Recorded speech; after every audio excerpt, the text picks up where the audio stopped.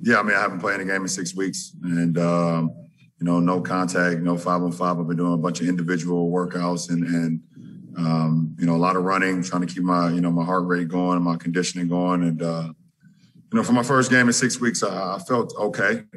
As far as my win, I felt pretty good. As far as my ankle was a little tight at times. Obviously, just doing different movements, different things that I haven't done. Obviously, in a game situation in 6 weeks. So I think as the games go on, that will continue to improve. But I came out unscathed and pretty good. So it's a good start.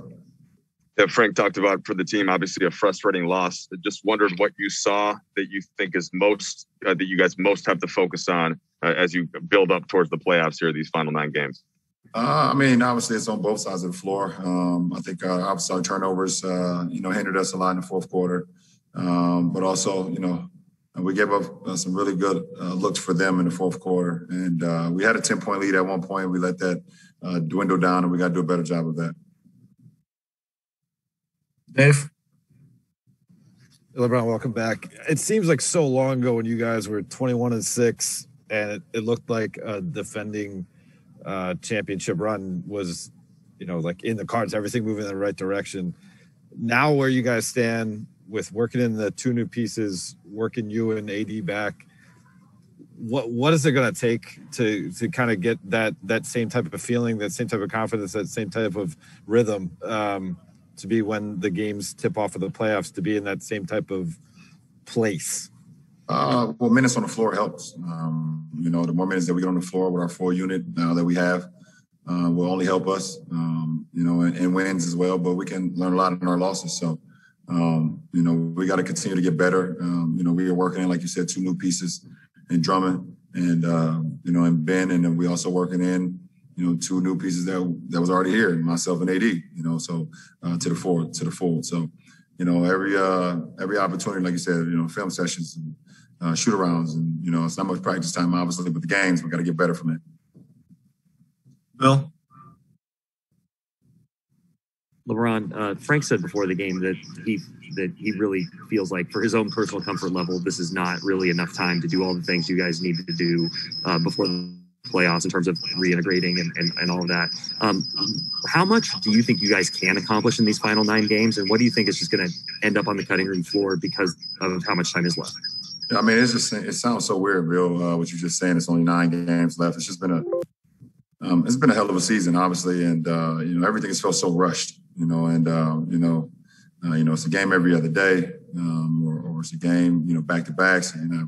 You can have as many 4 or 5 games in a week. So it's been a long, super quick season. So. How much can we make out of these 9 games? I'm not sure. I know as far as our chemistry, we continue to build that. We continue to build the log minutes out on the floor. Continue to build some things, obviously, but we can't.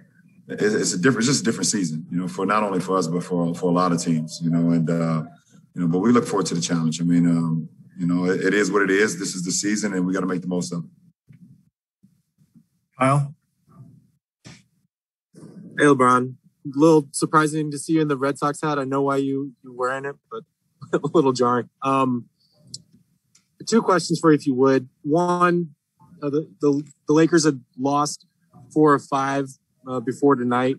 Did that give you urgency to come back? And 2, when you hit your first bucket, the and 1 at the end of the first quarter, was that a little bit of a relief for you testing that ankle? Well, I mean, it's been urgency for me to get back ever since I got injured. So that's just who I am. You guys could have seen the logging of minutes and hours per day that I was doing as far as rehab and treatment. It was a lot more than I slept. So that's over the last 6 weeks. That's all I've been doing, is having the urgency to get back and play. I knew I would, getting back to 100%, it's impossible. I don't think I will ever get back to 100% in my career. But I felt comfortable where I knew I could get on the floor and help my team win.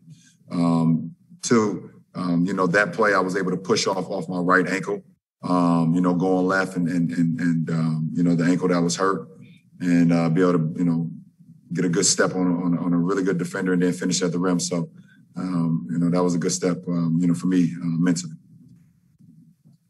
Take a few more. Melissa Rowland. LeBron, good to see you. Obviously, this is the longest absence of your career. For somebody who loves the game and loves being out on the court so much, how challenging was that for you mentally? And is there any silver lining there, just in terms of this having given you a sort of a reset of sorts? It was horrible, honestly, for me. I was more stressful than I've ever been.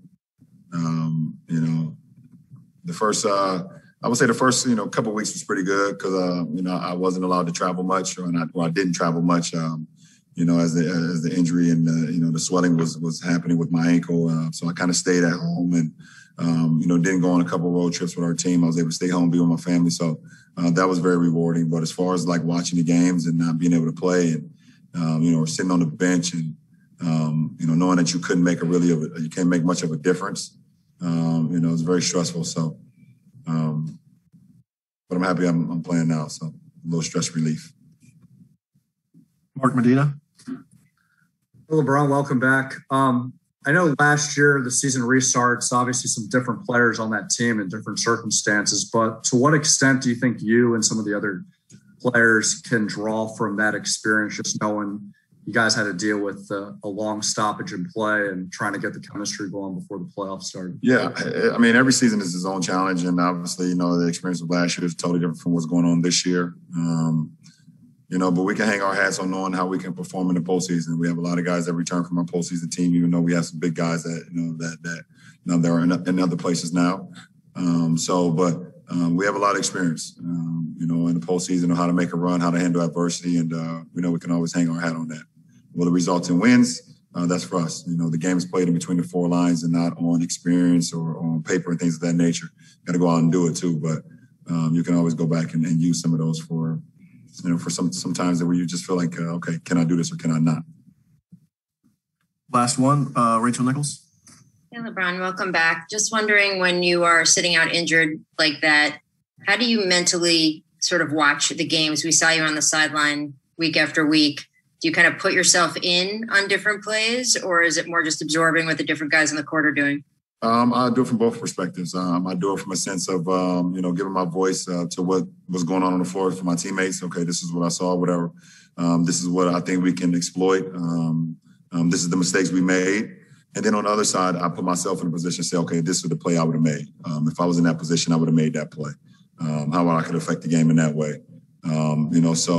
That's the stressful side. When you know that if you're on the floor, you can make those plays and you can help your teammates win, but you physically can't be out there to do it. So that's the stressful part. So it's both sides of the coin. Giving my teammates, pointers and things I see on the floor, but also having that stressful point where you can't affect the game because you can't play. Well, you should be stress-free from here on out then. I'm sure it's going to be fine. We get some wins, I'll be stress-free. Appreciate it. Thank you.